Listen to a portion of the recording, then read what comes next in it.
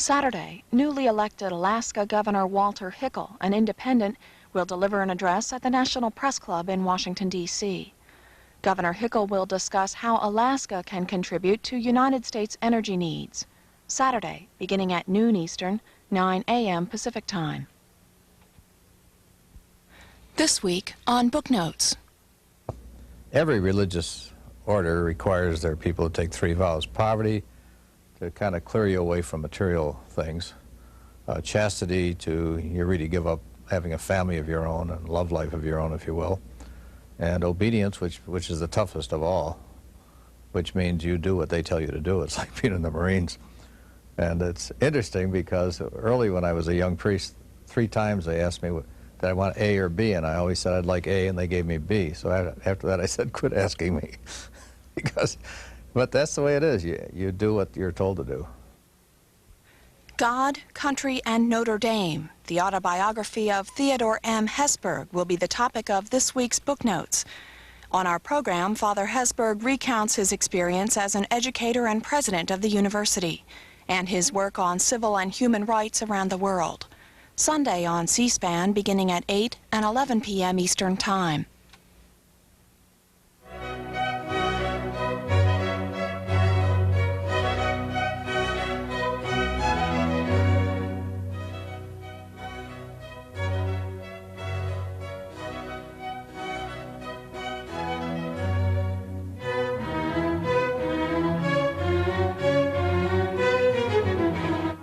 Coming up next, it's our weekly Events in the News live viewer call-in program.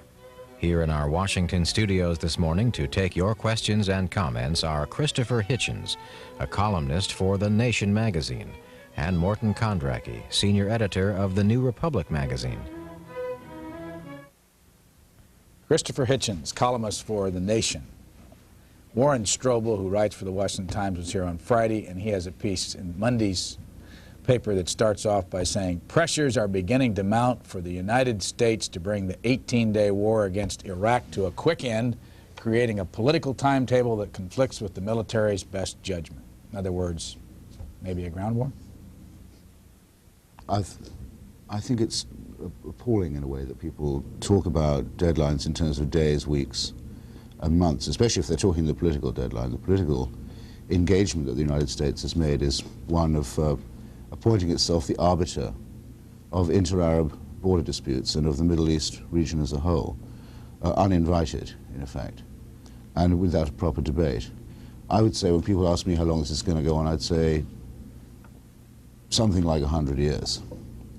And it's not begun to sink in yet. At what point they decide that they have to dig the Iraqis out physically of Kuwait on a ground war, at what point that becomes real, seems to me a completely secondary question.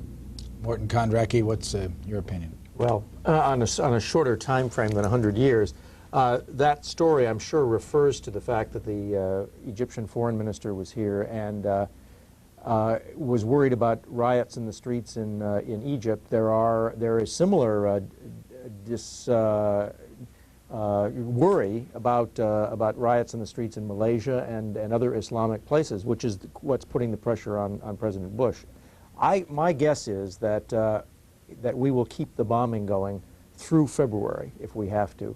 Ramadan starts on March 16th. I think that he is not going to be rushed in by these Islamic countries into killing a lot of American boys unnecessarily, and is going to rely on the bombing as much as he possibly can to weaken them, if not to break them. Before we go any farther, let me ask you both, just in 30 seconds, to state how you feel about this American war effort. Chris? Only got 30 seconds. Well, I mean, you know, what I mean is just tell us how you feel, we'll develop it during the half hour. I think I'm against, if you want, I mean, since people are entitled to know that at the top of the show. What I'm against is the whole network of policies that have necessitated it, and the network of policies that are going to be necessitated by it. That's to say, I'm against the United States appointing itself as the master of divide and rule in the region, changing sides, one day supporting Iran, one day supporting Iraq, being the patron of Israel's expansionism, being the patron of Saudi Arabia simultaneously, therefore of the worst kind of Islamic fundamentalism, So I don't think it's fit for the job.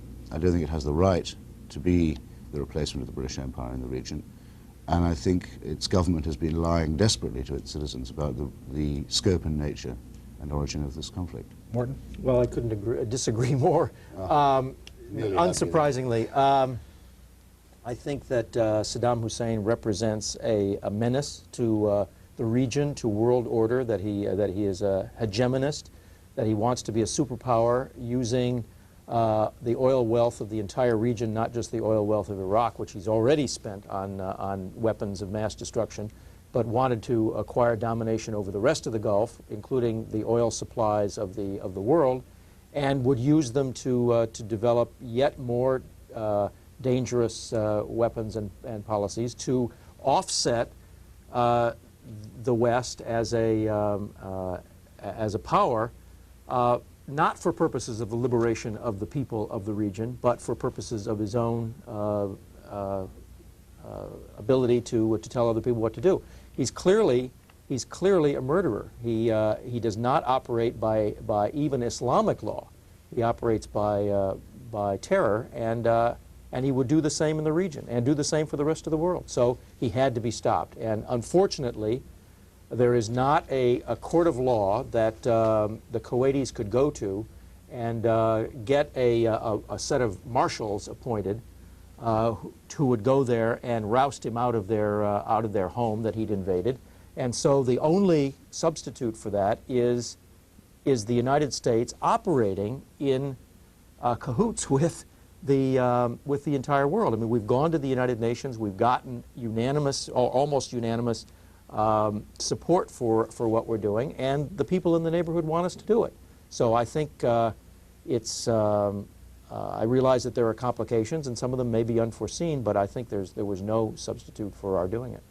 You have a piece in the February 11th issue of The Nation, and I count 1, 2, 3, 4, 5, 6, 7, 8, 9, 10, 11, 12, 13, 14 George Herbert Walker Bushes. And they start off paragraphs and they end with linkage. What's your point?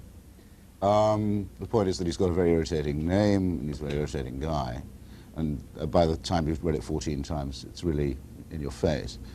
And that he's a liar and a political cheat, and says that he's against linkage, against, in other words, connecting one issue with another, in a region where everything is conspicuously connected to everything else. And one of the examples I give, for example, is that a man who is capable of borrowing money from the Saudis in order to offer it to the Yemeni delegation to the United Nations in order to change its vote in the Security Council, unsuccessfully as it turned out, is capable of noticing linkage. And someone who is capable of doing the same to bribe Hafez al-Assad of Syria is capable of noticing there's such a thing. There's linkage in the region too, so I make these various points. The Syrian president took the money? The Syrian president took the money. Worked in the case of Syria, though I notice even people like Morton Kondracke in his magazine are slightly embarrassed by the connection with Syria, which has used the money and the diplomatic and military cover that comes with it to annex a large part of Lebanon, with apparently the complete connivance and approval of the United States. You see, what Morton, if I can call him that, just said, he would have said whatever the country was that happened to be up now as enemy number one. The whole reason why Bush was pro-Iraqi until last August was because people were saying all the things that Kondracke just said about Iran. This war, in fact, is being fought partly in order to make Iran the master of the Gulf. It will be the clear winner. I don't know if that's the intended result. I don't know if it was the desired result. But the Iranians certainly see it that way and are taking the chance to establish themselves, in the case of an Iraqi defeat, to become the masters of the Gulf. Now, think back, anyone who's watching this. Wasn't it only a few years ago that the same sorts of people were telling you, we've got to do all this and all that to stop the Iranians. They're a threat, they're a menace. They don't even support Islamic law, as you put it, rather culturally, carelessly, I thought. They are murderers, they are a menace, and so forth. Now we're being told, and you hear it openly from soldiers and politicians, let's be sure we don't completely dismember and destroy Iraq, because there's a danger of that happening. Why? Because we might need it again. Now that's imperialism. You say we'll bomb it, we'll send cruise missiles into its capital city, we'll strangle its economy, all this kind of thing, but let's not completely shatter these people, because we might need their country again for next time's power play when there's another official enemy. Now, I was against all this interpretation of policy by the United States before this began. I'm against this phase of it, and I'm against what is certainly going to be the result of it. Well, I think we made a mistake by supporting Iraq to the extent that we did against Iran. Iran was governed by super militant Islamic fundamentalists who were revolutionaries.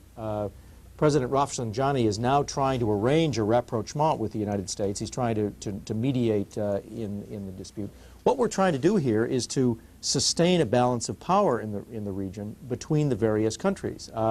It was not a good thing for the region. It was not a good thing for Western oil supplies. It was not a good thing for peace in the region to have Iran as a revolutionary power trying to destabilize and throw out the regimes in the area.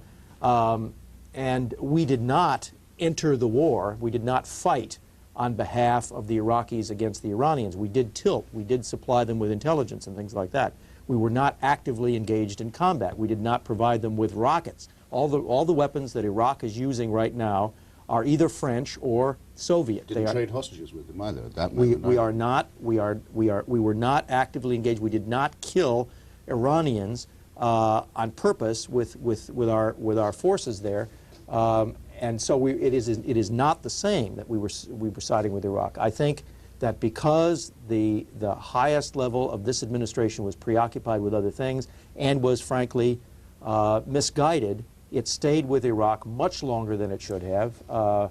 It should have seen the menace of Saddam Hussein and begun to tilt policy. But look, balance of power is the way politics is played in the world, and it's been that way for centuries. And I think that it's the only way we can operate. The alternative here, just a second. You call it balance of power. I call it divide and rule. Certainly, what you've been describing is better suited by my definition than by yours. Look, we don't rule. We are not changing Saudi society. We are not changing Iraqi society. We're not changing Syrian society. What we're trying to do is guarantee some sort of stability so that the oil will flow. And the oil, by the way, is not merely $1 versus $1.40 gasoline. It is the lifeblood of Western industrialized economies and all the economies of the world, for the Nigerians and the Tanzanians and the Bolivians and everyone else. So that if oil is high priced because somebody has his control on the spigot, like Saddam Hussein, then it's poor people all over the world who suffer far more than drivers at the pump in the United States. It takes a lot to make me cry, but I mean, well, seriously, it's true. The fact is, there's a huge international surplus of oil. What is of interest about this oil is that a certain group of people already own it, and they happen to belong to us. That's the point. Is that particular lot of oil. There's more oil in the Soviet Union than there is in the Middle East. We could, and indeed we should, if we weren't so monomaniacally obsessed with imperial control of the Middle East, be helping the Soviet Union develop its own oil industry, which, by the way, would have huge collateral political benefits of just the kind that are being ignored by Bush and his mad contest with Hussein. Look, the other thing is about the Middle East, you must have noticed by now, the interest of the imperial power is not in stability at all. The interest is in instability. It is in keeping people off balance, of ensuring weak regimes, and of making sure that there's no regional winners, so that you can play them off one against the other. Look, if you can't see that's been the pattern of the policy since at least 1953, when the United States overthrew the government of Iran, then you haven't been looking. Believe me, the United States of America, you've lived in this country long enough to know this, would like nothing better than to have the Middle East resemble Western Europe. It would like the whole world to resemble Western Europe, where people are satisfied within their borders, where they educate their populations, where they concentrate on getting rich, and where they sell their products. Why doesn't it treat them as if they were Western Europeans? Because they're not Western Europeans. Because you've got people like Hafez al-Assad at times, and you've got people like Saddam Hussein, who are willing to invade their neighbors. I mean, this is a country, this is a region that is still mired in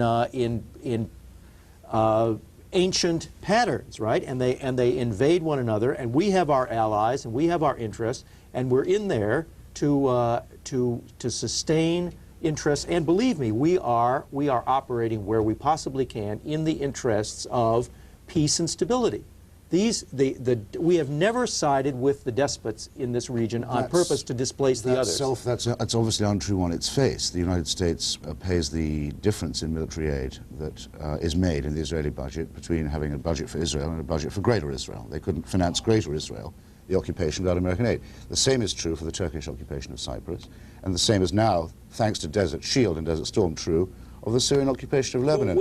And this is your intervention in the interest of stability and non-despotism. Which country? There is no country in Western Europe, now that Greece and Spain and Portugal are no longer dictatorships, that the United States would dream of treating as it treats countries in the Middle East.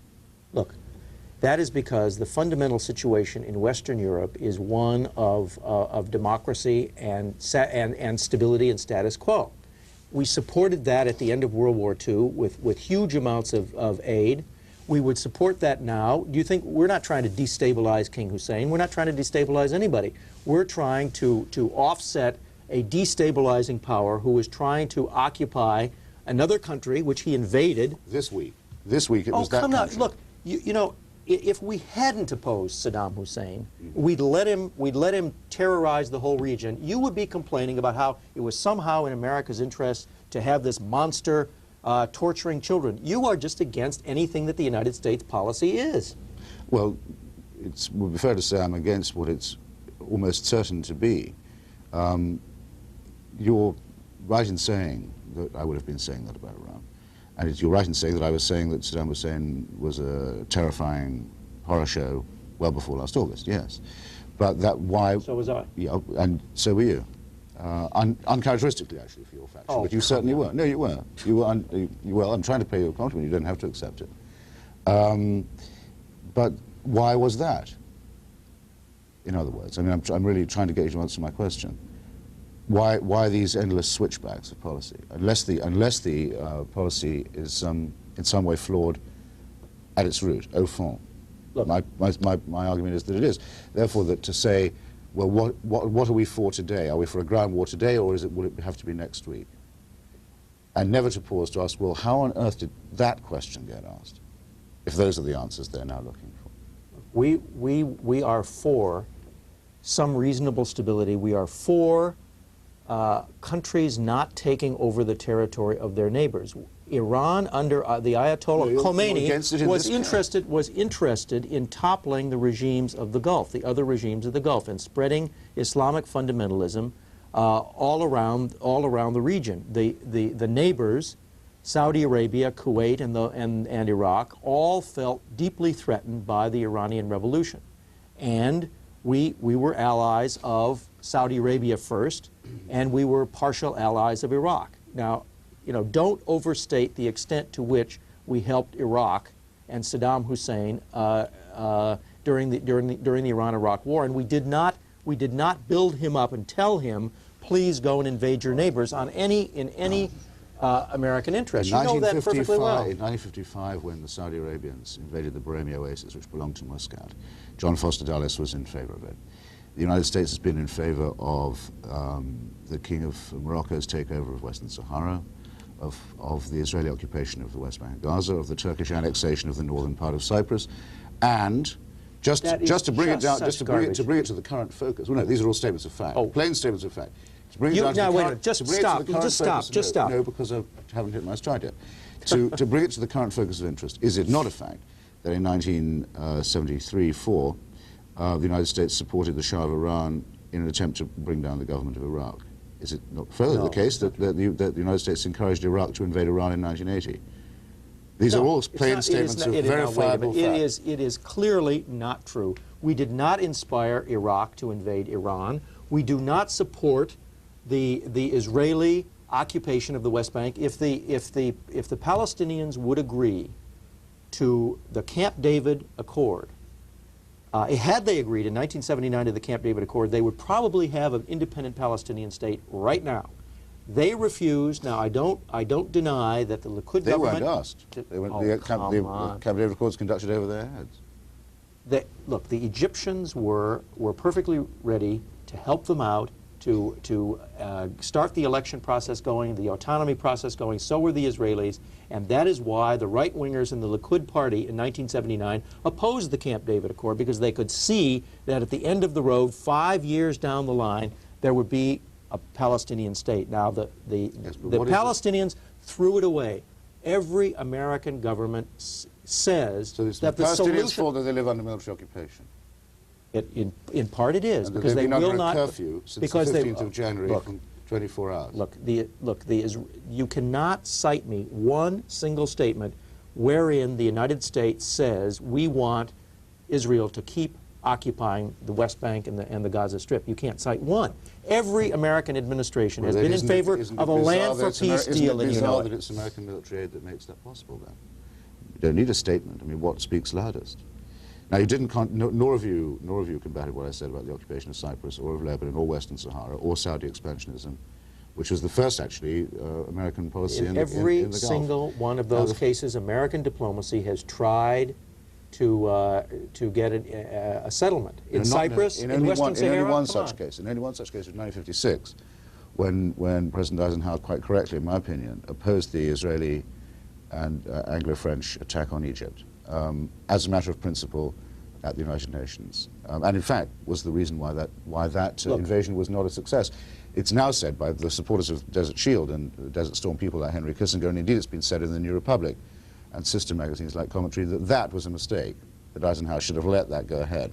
And I wouldn't be surprised. I'm not sure in which direction you're oscillating. I'm not even going to get into Suez. I'm not going to get into Suez. No, I think I can see why not. That was the only stand-on principle against invasion and occupation that's ever been taken. Look, the United States does not go around the world invading other countries. You know, we are in the region there with the United Nations solidly behind us, fighting on behalf of a country that got invaded by another country. Now, look, I don't know what you would like the United States to do. I suppose it would be you would like us to be like, say, Luxembourg, and sit back and let the world flow along as it chose. Let despots control things. You would have liked the Soviet Union to dominate the world without resistance from the United States. It would have dominated Europe. It would have dominated. Seriously, what is your alternative?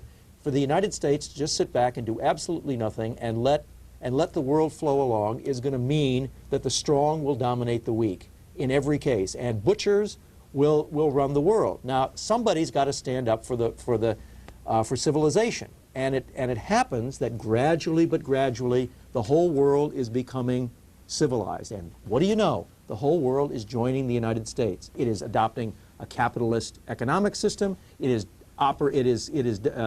accepting democracy, and down the road, not very far from now, someday we are going to have a world filled with countries like there are in Western Europe, and it'll be because the United States extended itself economically, politically, and sometimes militarily to establish order and decency in this world. Let me ask you this: what are your plans for Iraq? I mean, does the United States propose to, since the war aim is obviously now the defeat and destruction of the Iraqi government, it's no longer the recovery of Kuwait. Since it's clear that this is now a war with Iraq on all fronts, and that's where all the targets are, that's where the main target is.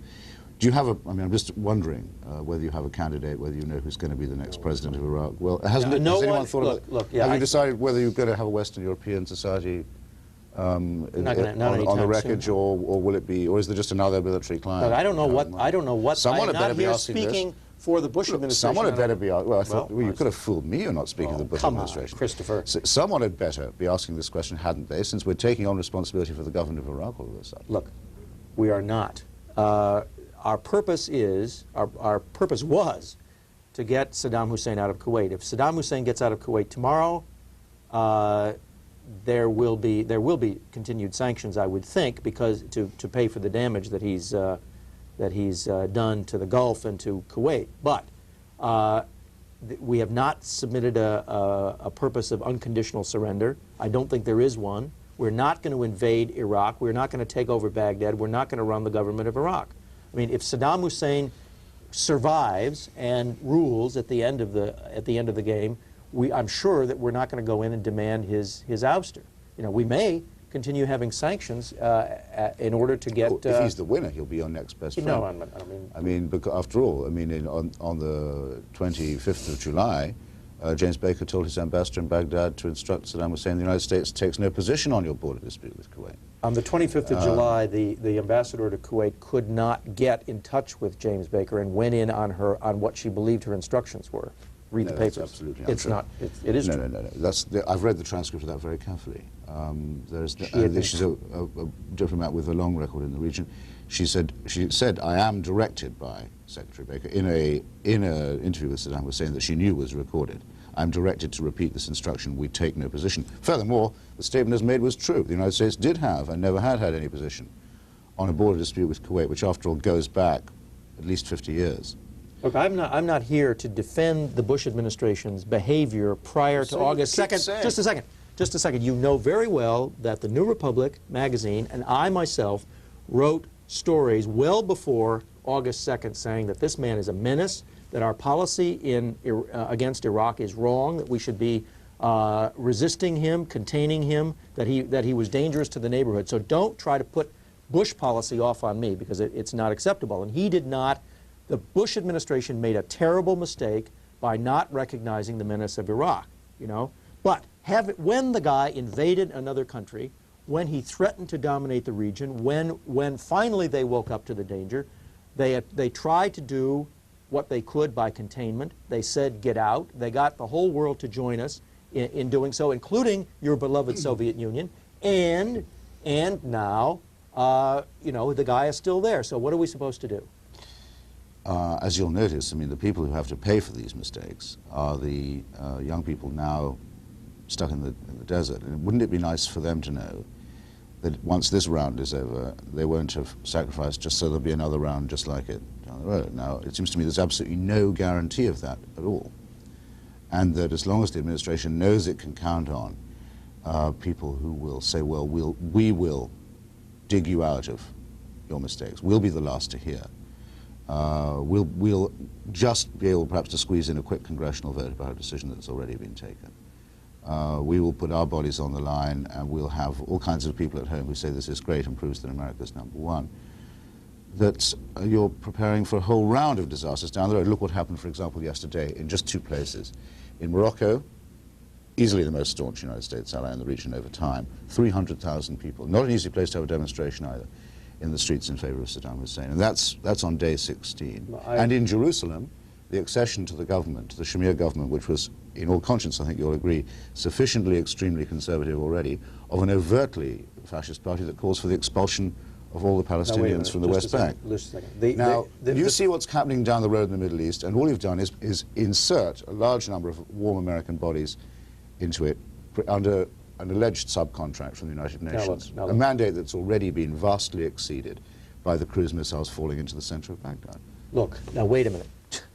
You can pack more misinformation into one sentence than anybody I've ever encountered. That'll be on my next dust jacket. Cruise missiles falling in the middle of Baghdad. Yes. Yes. Hitting what? Hitting the defense ministry. Hitting military targets. The day before yesterday, just missing the American embassy. Hitting military targets. We have not systematically bombed civilian targets in Baghdad. If it had hit the American embassy, it would have been called friendly fire, I suppose. It would have been called friendly fire, but it didn't hit the American embassy. You are the sort of citizen governments dream about, Morton. Look. You make their excuses before they've thought of them themselves. Oh, come on. A missile that can just miss the American embassy in Baghdad is presumably a very accurate missile. Is presumably not falling. The American embassy was presumably not built next to or in amongst Iraqi military what do you know? installations. How do you know what was next to? Well, when the PLO, your pals, the PLO, were occupying Beirut, Lebanon, they routinely put their anti-aircraft guns in hospital courtyards. You know, so that in order to be attacked, in order to get the anti-aircraft gun out. That's what hospitals were military targets in General Sharon's. In General Sharon's. Oh, that is such. They learned very early on. Don't put a Red Cross or a Red Crescent or anything. You don't want General Sharon to bomb. Baloney. I'm sorry, Morton. Come on. You read the record. You are such a cynic. You are such a cynic. You know, everything that somebody on our side does is automatically wrong and done for horrific purposes. You know. You're just a total. You are praise America first. Permanent oppositionist. Well, against you, I would have to. Well, there's Chicago. You're on the air. Go ahead, please. Yes, good morning. My question is about Kurdistan. Also, in the history, if you look, there was a lot of problems over there, and that's another part of having so many problems now.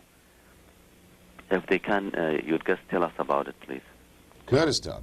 It's a terrible story, and it's part of what I've been talking about. The Kurds have the misfortune to live, just for those who don't know, can I take a second? I mean, they live in what Kurdistan is where the borders of Iran, Iraq, Turkey, and the Soviet Union meet. It's a pretty awful place to have people who want self-government. In the early 70s, Henry Kissinger encouraged the Shah of Iran to use the Kurds to make war on the Saddam Hussein regime in Baghdad.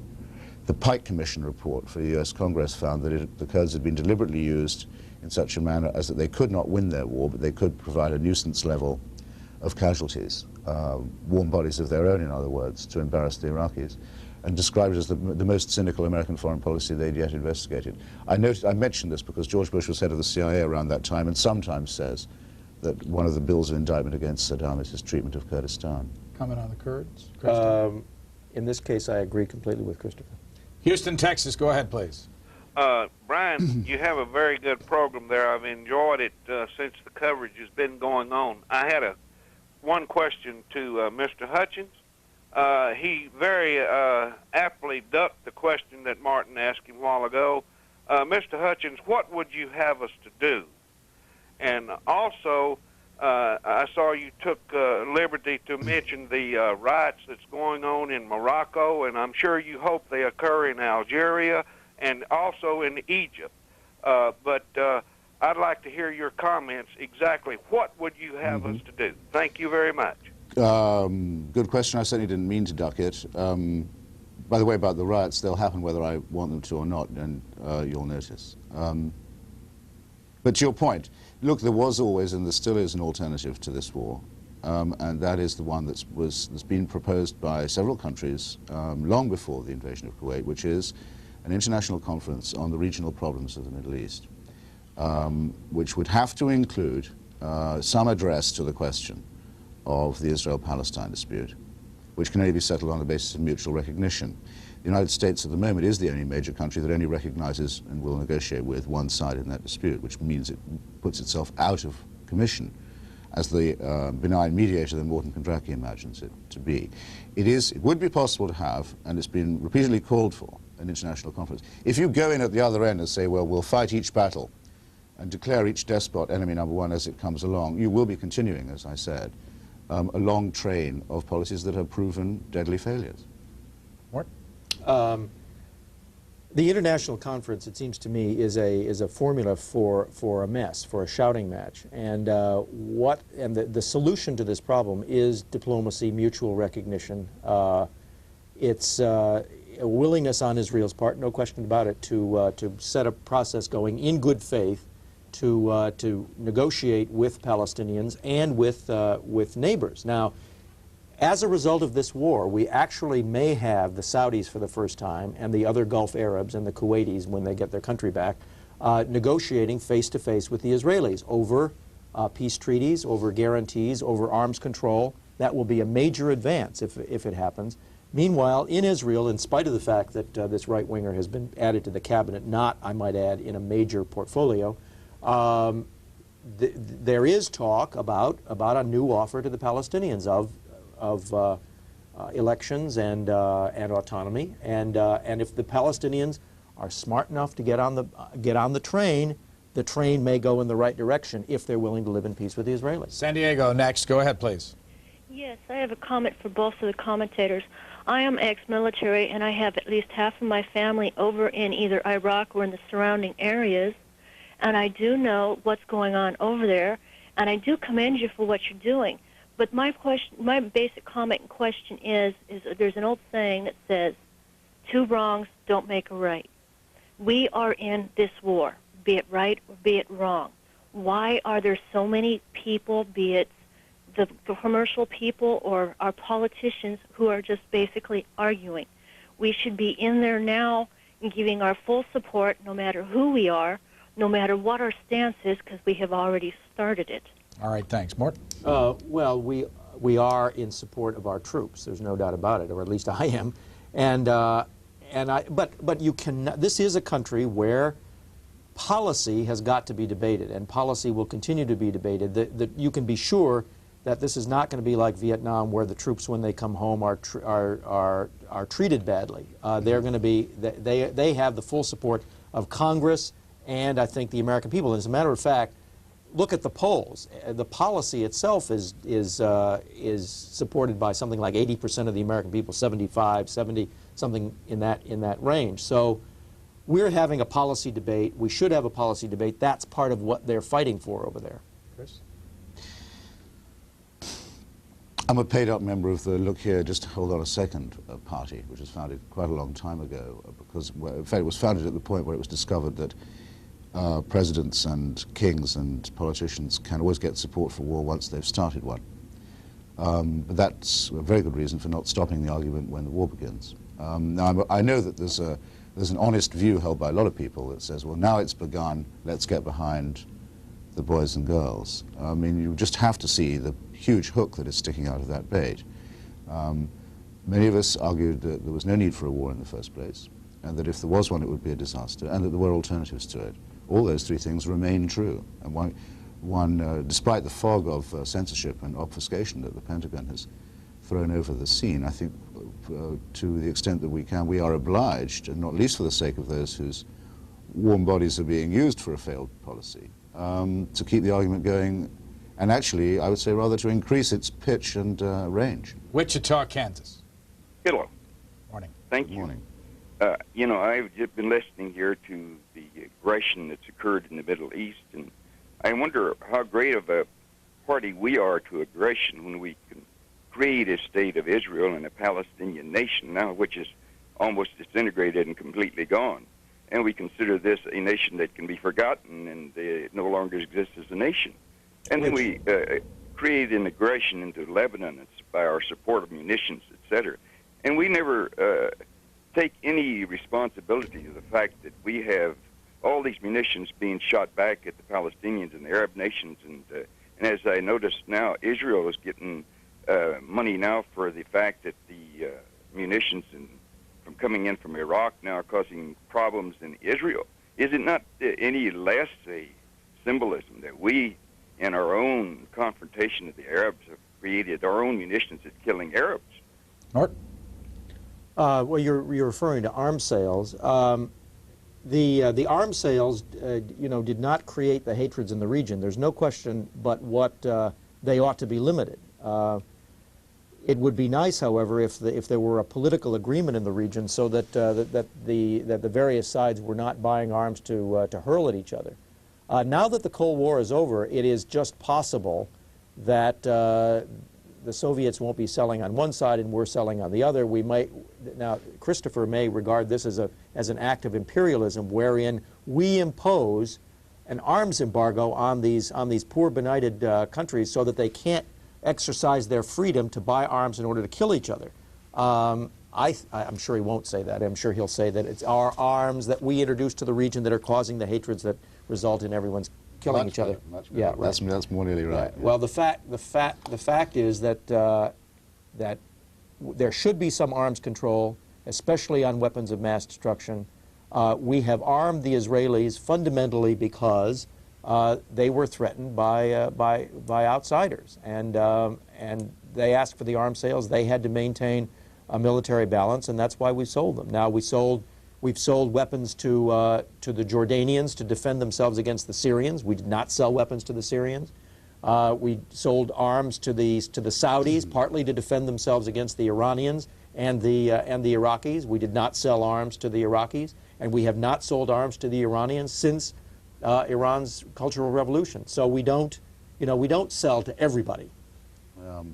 Which cultural revolution was this? Since when in Iran no American arms? 1979. That's what I thought you must mean. Well, what was George Bush doing, meeting with the Israelis and giving arms to Iran in exchange for hostages? Or was that because it didn't? No, that was that we did. Was that not selling? It was giving. You're quite right. You're quite right. My mistake.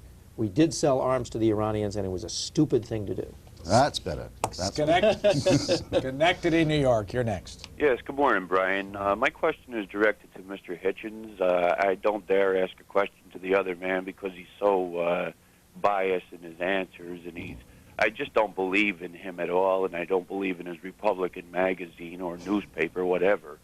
Mr. Hitchens, my question to you is this. If the United States and George Bush had confronted the question back in 1989 when he was at the UN about the Middle East problem with Israel and Palestine, would this not have prevented Saddam Hussein from using this as a crutch for invading Kuwait and then saying, this is why I did it? Thank you very much. Well, first, I've got to congratulate you for being able to spot an impartial commentator when you see one. Second, look, I have to grant this much to Mr. Kondracke. Saddam Hussein was a menace to the people of Iraq and to his neighbors and had appalling ambitions and had behaved abysmally to the Kurds and to others, and would have probably been doing that no matter what happened in the Palestinian dispute. However, so I don't want to be accused of being naive about that, and I really believe myself not to be. I've been in Iraq more than once, and I have some idea of what I'm talking about. However, I do believe it's true that if the United States had stood for mutual recognition in the Palestine question and had directed its energies to a settlement of that dispute, that Saddam Hussein would have been punching air when it came to recruiting support from people outside his borders. The reason why he's popular now is not for anything he's actually done or could do. It's because he seems to stand against the American policy, which is viewed by all Arabs as the patron of Israeli expansionism, of the new Greater Israel. Now, the United States is officially politically against Greater Israel, against the idea of it, as it must be, because it's against the acquisition of territory by force. It has it in its power to say to the Israelis, we insist you negotiate directly with the PLO, who are, after all, the designated representatives of the Palestinians, who are recognized by every other country in the world diplomatically as such. The only countries, incidentally, that don't do that are the United States, El Salvador, and South Africa. Don't recognize the PLO as spokesman for the Palestinians. We've been arguing this policy for a very long time. If we'd been listened to, I don't believe there would be the appalling imbroglio that you now see. Well, just to underscore the point that Christopher made, Saddam Hussein did not go into Kuwait on behalf of the Palestinians. He didn't say he did at the time. It was an afterthought, and he has used it cynically, as the Arabs have often used the Palestinians cynically, to defend his purposes. Now, everyone knows that the United States is going to go back at the peace process when this war is over and try once again to get the Arab states to talk to Israel, which they have refused to do up until now, and to try to get some sort of peace process going with between the Palestinians and the Israelis. And look, if the Palestinians, the PLO remains sworn to eliminate the state of Israel. The PLO is, if the PLO had in good faith long ago said, we are willing to have a two-state solution here, we will live in peace with Israel, we will not engage in terrorism, if they had desisted from terrorism, if they had not murdered people in the West Bank in order to acquire power, they would have been a fit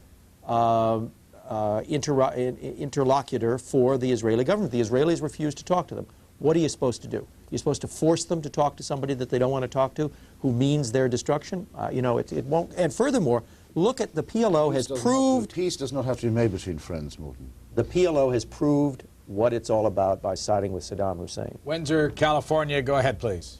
Good morning, Brian. Morning. It's been about 6 years since I've called this show, but it's been a while. Don't wait so long.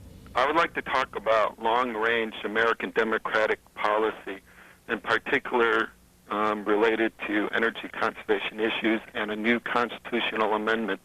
I would appreciate comments from either commentator about how I could articulate this in magazines like The New Republic or The Nation, social policy magazines. 10 years ago, when I called this talk show, I would raise the issue of legislation that would set up a national youth service program focusing on youth getting involved in energy conservation work as an alternative to a war in the Persian Gulf. I feel that if this program had been initiated through the bill that Congressman Pete McCluskey had installed, we could have possibly prevented this aspect of going to war in the Persian Gulf. I think there needs to be a national debate on this, and I think by articulating and arguing for a constitutional amendment requiring mandatory community work or mandatory military work, that we could wake up this country and realize that there are numerous problems that need to be addressed, and one of them is a national energy policy, reducing our oil imports and finding alternative energy sources. Okay, thanks.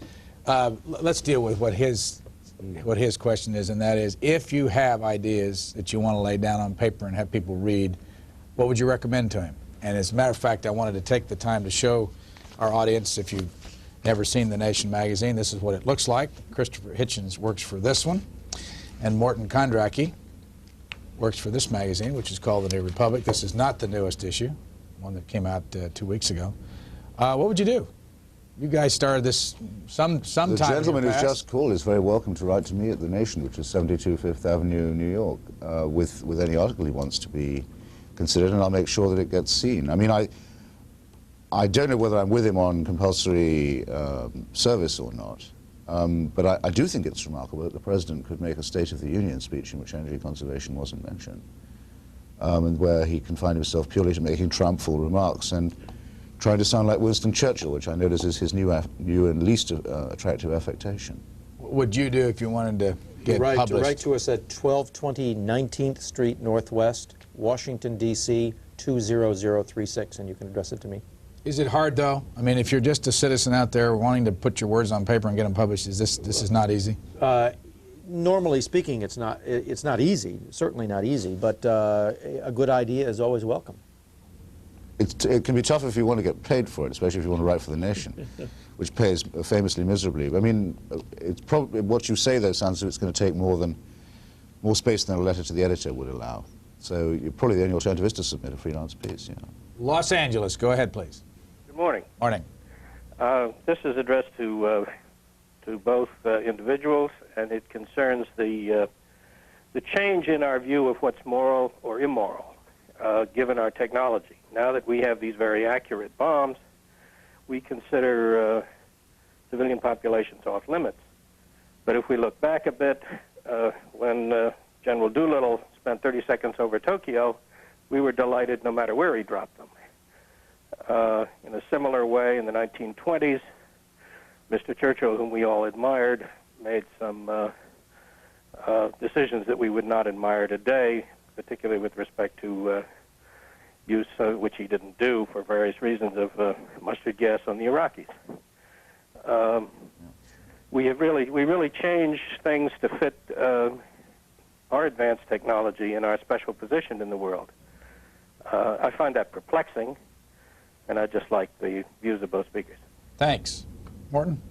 Well, you know, I think we're using, if we were immoral, we would use our smart bombs to bomb hospitals and schools and nurseries and things like that. Instead, because we don't want to kill civilians, we use them to bomb military targets. Now, I mean, it seems to me that technology is available in the service in the grisly business of war of humanitarian instincts, and I think it's good. It's like, well, it's not like medicine, but technology is being used by and large by moral countries in the advancement of humanity, and in this case, I think even democracy in the long run. Christopher? God, you spare us nothing. Any minute now we'll hear that it's not guns that kill people. Look, I mean, I'm not sure I accept the premise of the question. I have friends in Iraq, Iraqis, and also Western journalists who are there, and I have people who contact me one way or another about what the scene is in Iraq at the moment. We don't know exactly what's happening in Basra, but it sounds pretty grim. That's the second city of Iraq. It sounds as if it's been pretty much pounded. We do know, for example, of Baghdad, that it's without water for much of the week and almost without electricity around the clock. That's a civilian consideration, it seems to me, for a capital city that big and that complicated. It's cutting off the life support system for a civilian population and indicating the willingness to go further. We haven't started yet, and I don't think that the smartness of the weapon means that it's in any sense more humane. It may simply mean it's easy to take out the power station or the generator or the dam or whatever it is you happen to want to hit. Columbus, Ohio. Good morning. Morning. I subscribe to both magazines that are represented, and indeed got the nation's address from C-SPAN. And enjoy your columns very much, Mr. Hitchens. Thank you. And the New Republic, I read both magazines from cover to cover because they're not too big. Admirable. But with the exception of Fred Barnes, which is like having a Foxtrot chicken coop to have him cover the White House. That's not true. It's simply not true. I don't have that many, although I think Willard Straight and Dorothy Whitney would spin in their grave most of the time. I haven't been able to call since before the budget battle, so I'd like to make a few comments and then perhaps get a response. First of all, I oppose the war but support the troops. I often think patriotism is the last refuge of scoundrels, but I love my flag and support the kids. I don't think they should be there.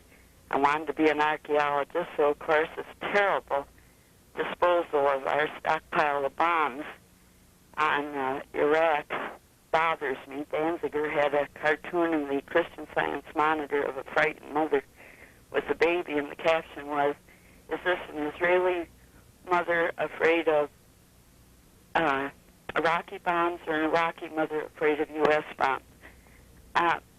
That kind of sums up my attitude on carpet bombing. Thirdly, George Bush has done wonders with this international group he's got. He used the poor Christian people of Lebanon as pawn, turned his back on them, didn't cost him anything to get Syria. He will undoubtedly abandon the people of Cyprus to repay Turkey, and how that is going to help us bring any kind of a balance of power. Now, England isn't completely without blame, because when you look at the way they cut up all the lands, if they'd have given Iraq a port, maybe part of this could have been avoided. I am just wondering, and if any of you gentlemen could comment, why has no one interviewed this April in Paris, whoever she is? And I can't imagine. We kept track of Eric, what that poor man blocked, but we can't. Nobody seems to worry about April. All right, thanks. What about that? That's I've tried to call April Glaspie, and she won't. She's obviously been told by the State Department she's not allowed to talk to anybody. However, she did make one significant comment before she was silenced, and after the transcript of her discussion with Saddam Hussein was released.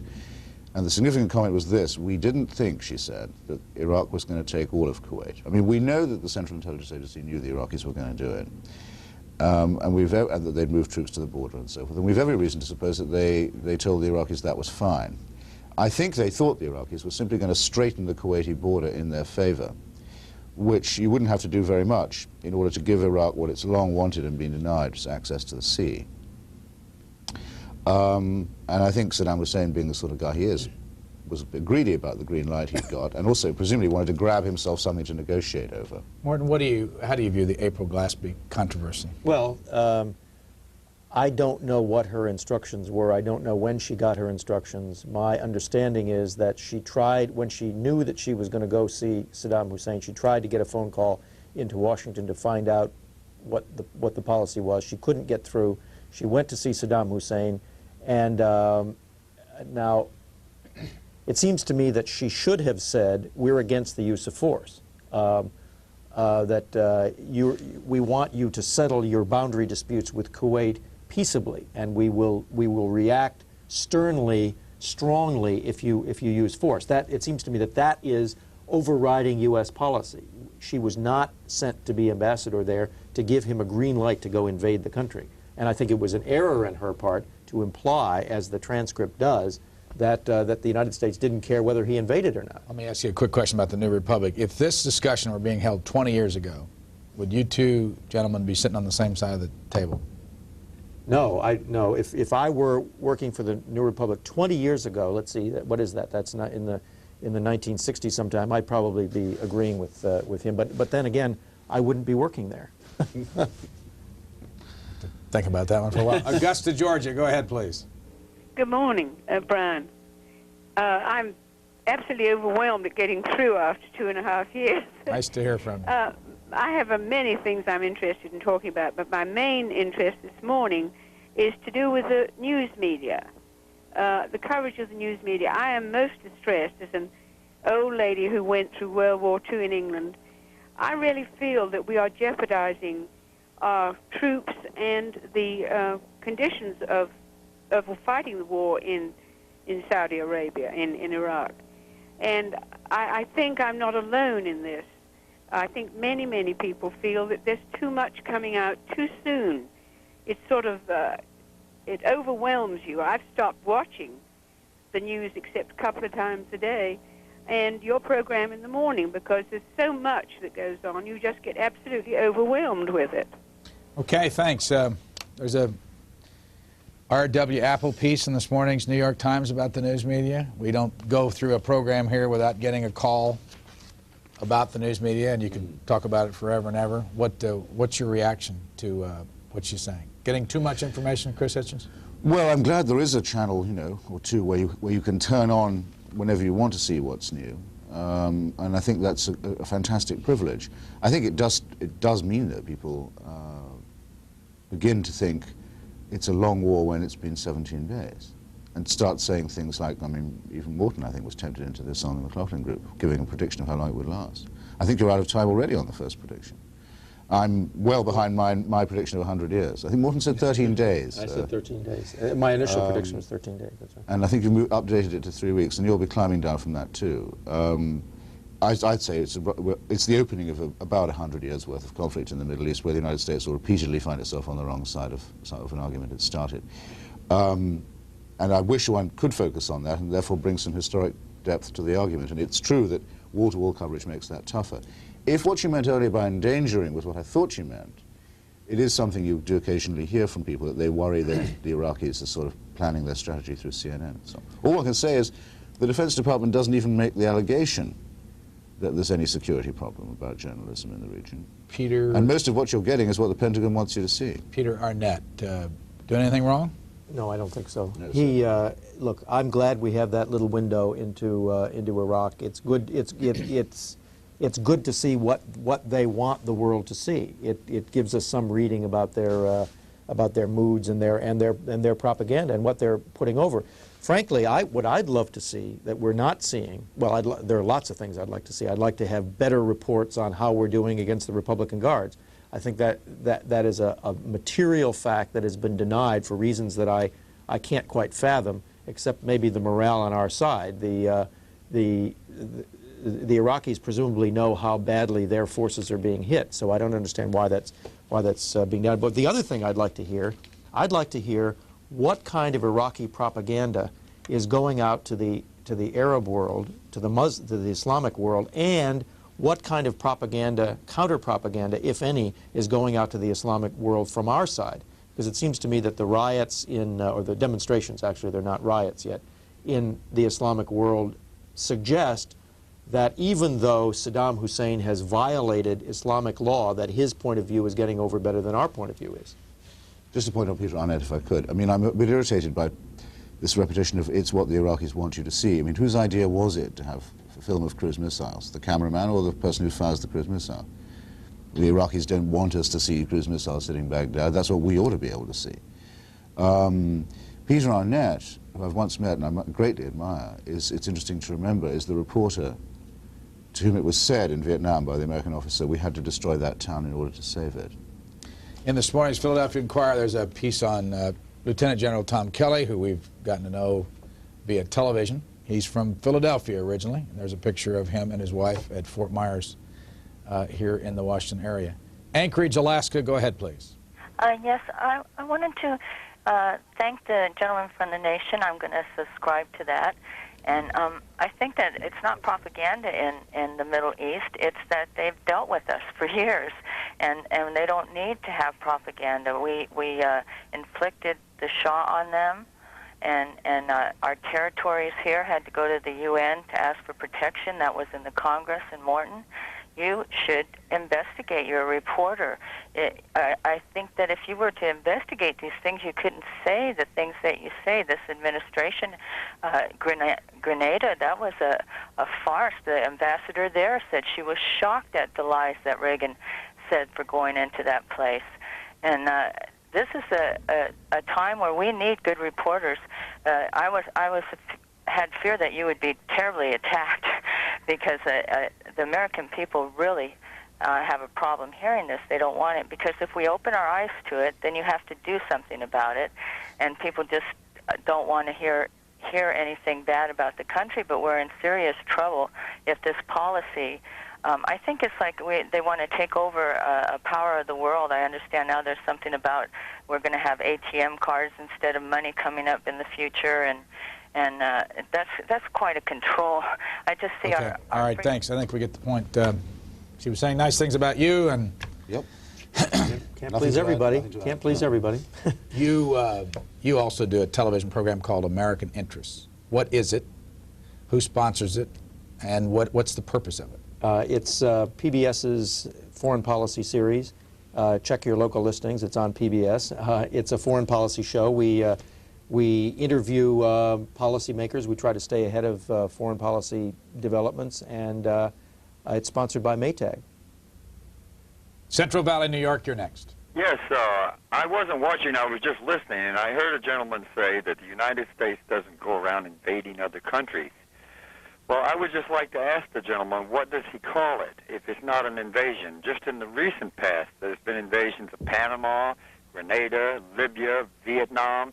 If you go back in history, you find in 1909, 1911, 1923, 1926, we invaded Nicaragua. We invaded the Dominican Republic in 1916. We invaded Haiti in 1915. I mean, what do you call it, sir, if these are not invasions? Now, look. Does the United States go around occupying countries, invading them for no good reason, for reasons of territorial expansion, for reasons of ideological domination?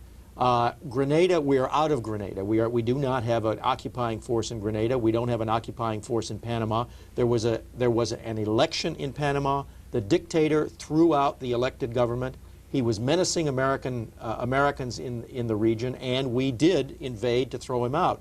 But you don't have I mean, this is not the Soviet Union, right? This is not Nazi Germany. We are not trying to exert military hegemony on any region, and you should know that.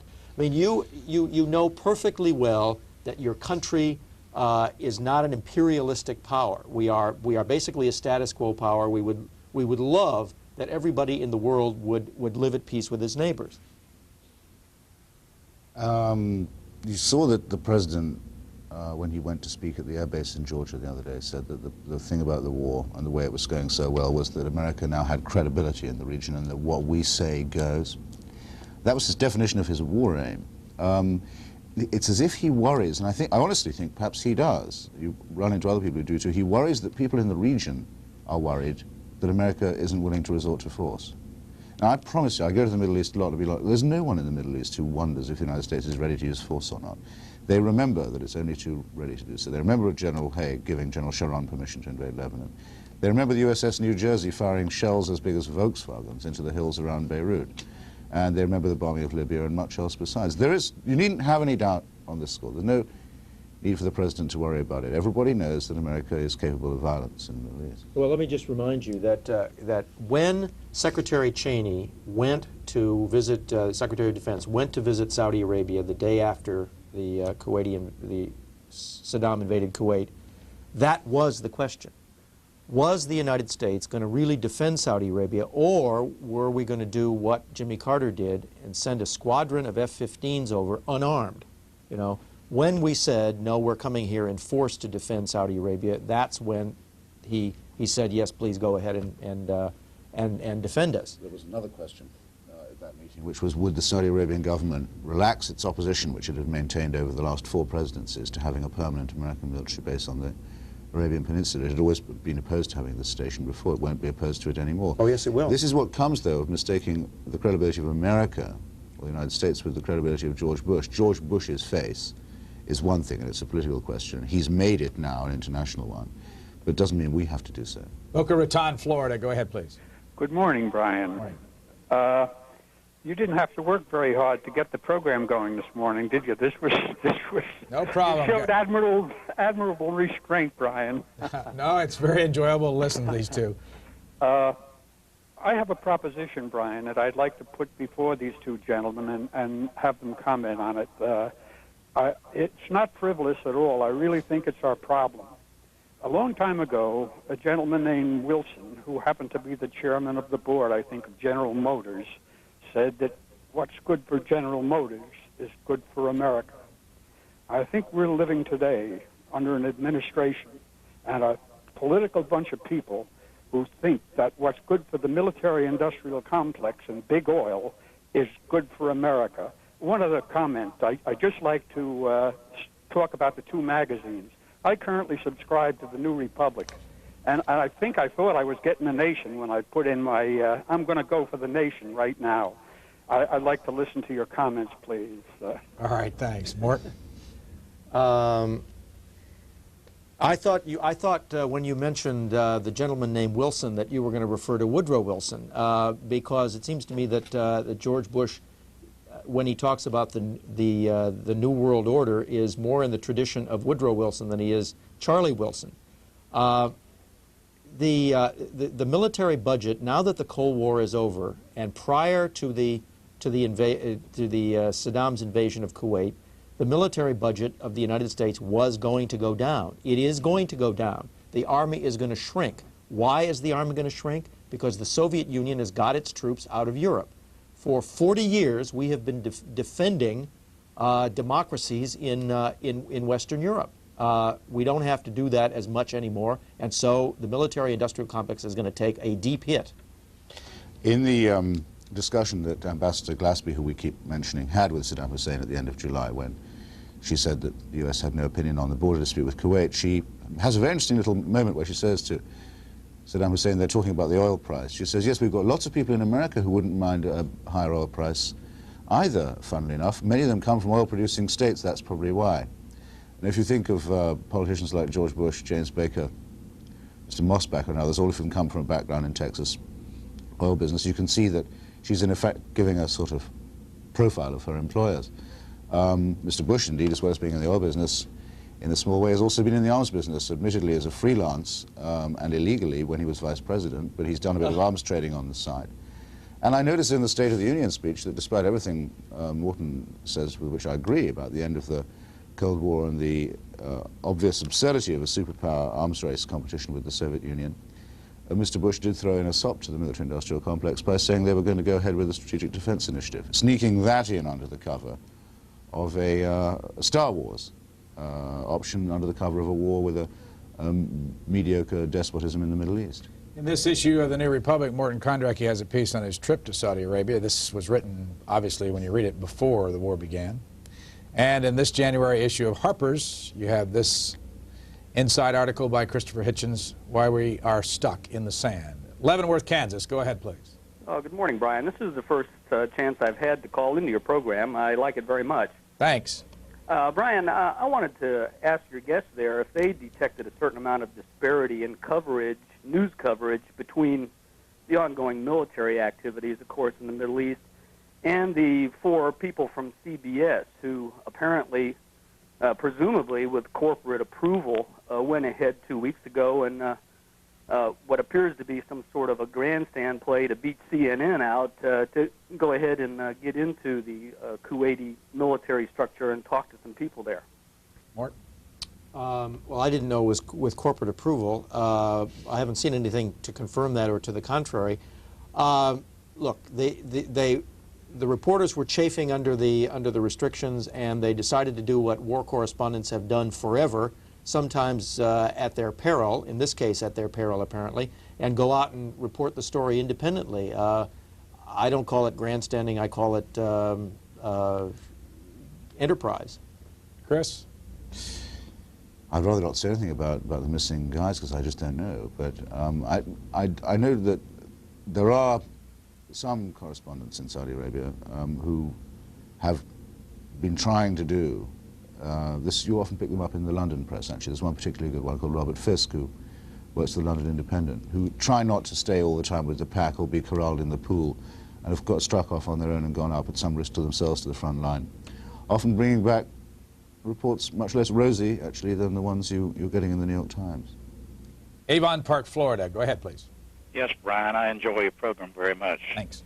And this is my first time calling. Good to hear from you. I have a couple of comments, then I have a question. I'm really surprised with the gentleman from the New Republic that he's not like Mike Kinsley, and I enjoy that immensely. And from the gentleman, Mr. Hitchens, I'd like to know what country he's from and what political views he holds, because he sounds like a communist. And my question is, just what should we have done? I'm going to hang up and listen now. Are you a communist, Mr. Hitchens? I'm an English-born socialist, slightly to the left of Thomas Paine, who I noticed the President quoted in his speech declaring war when he said, "These are the times that try men's souls." Like Mr. Paine, born in England, like Mr. Paine, claim the right to make a nuisance of myself anywhere I pay taxes. I think, do you think that'll cover it? Well, yeah, and I want to ask Morton about Mike Kinsley. What's Mike Kinsley's position on the war compared to yours? Mike was against the war. I think is against the war. He thought that sanctions, he was not against going into Saudi Arabia to deter an invasion, but he thought that containment and sanctions could accomplish our purposes rather than war. It seems to me that he's wrong in that, because if Saddam Hussein has not gotten out of Kuwait under the kind of bombardment that he's under now, that he was very well not going to get out of Kuwait under mere economic sanctions, or that it would have taken 100 years for that to work. So we disagree, Mike and I, about whether the war was necessary. Let me ask you both just a question. The printing press has been around for a long time, but back during the Vietnam War, you didn't have what now is 4 networks devoted full-time to news and public affairs, meaning CNN and the 2 C-SPAN networks. You didn't have the McLaughlin Group that you appear on, and the Inside Washington, and all the different talk shows. Is there a chance that if you're locked into this discussion thing all the time, you're getting an overdose of it? Well, I don't know, because we belong, both of us, to the in a sense, the most privileged class in America, the people who actually come on and give opinions on the air. So we can't possibly get enough of that. But I wonder if this, can you hurt your psyche by sitting out there? Well, I certainly, if I were a citizen, I would not be I would not be glued. But they have the option of turning us off any old time they want, and when they've Let them try.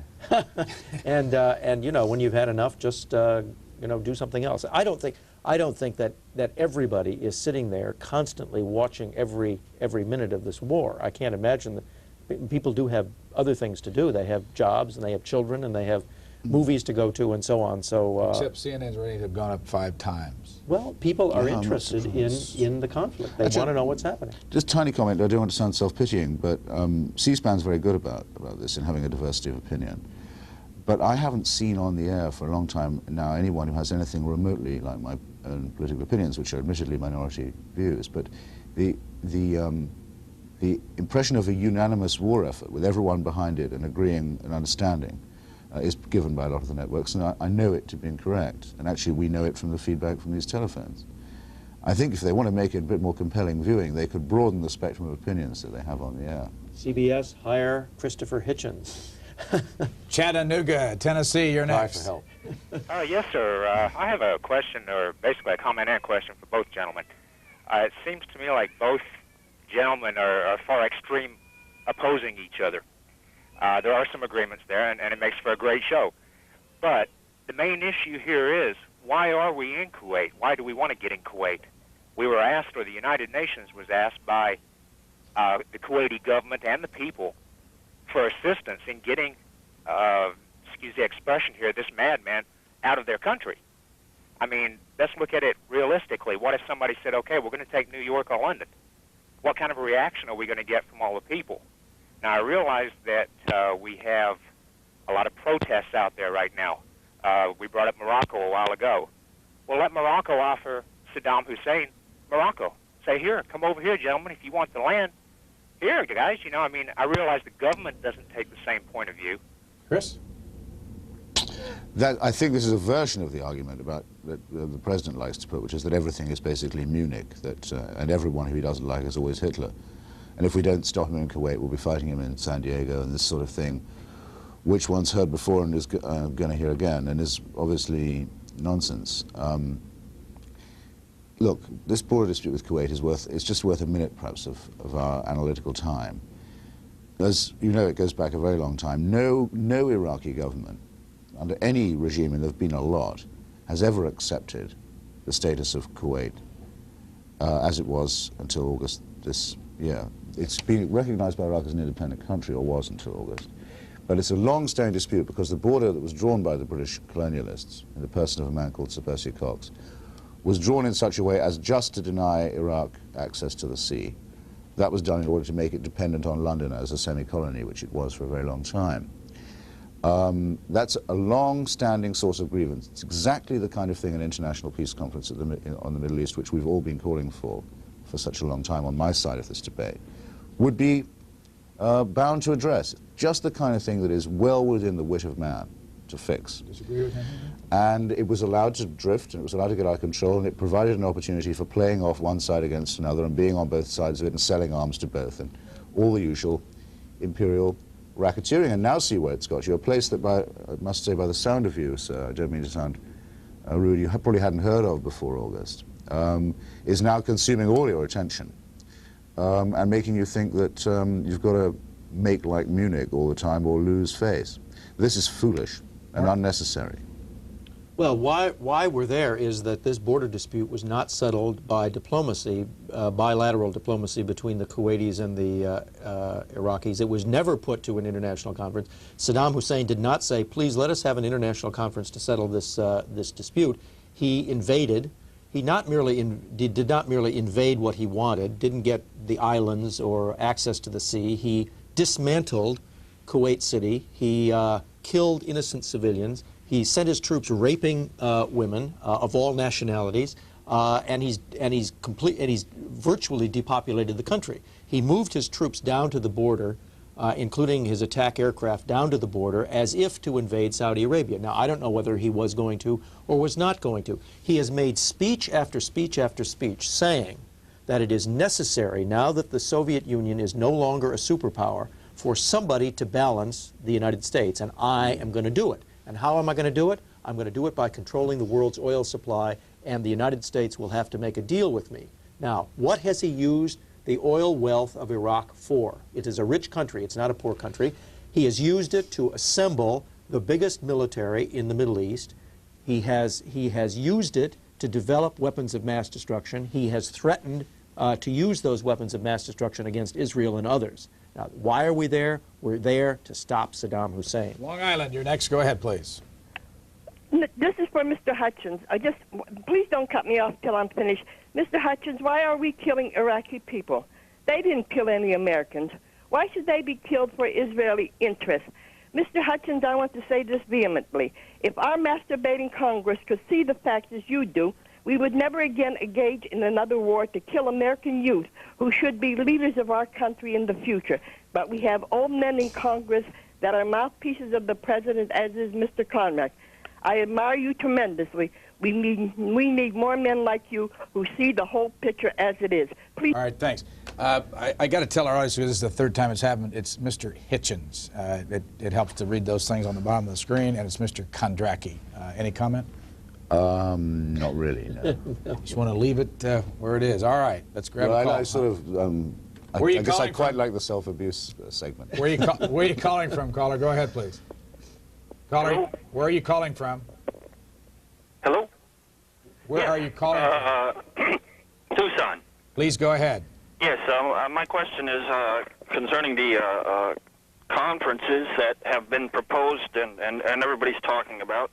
I'm wondering, is the attendance of the Iraqis, immediate attendance of the Iraqis necessary? Why is it necessary to wait until the war is over for them to have conferences in the Middle East? Morton?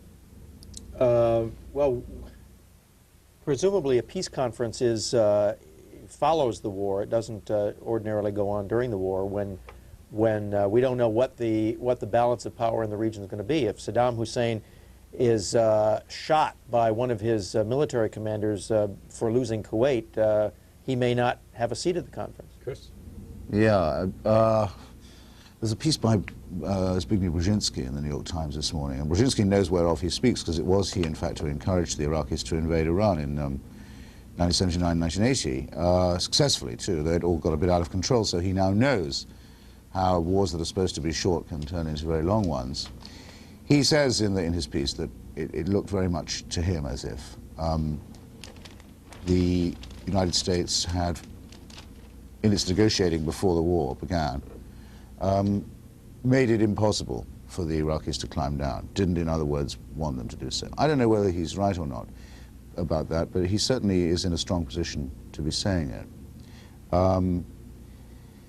If that's true, the outlook's very sobering, because it means that nothing less than a complete capitulation by Saddam Hussein on all points, including what weapons his country is allowed to have.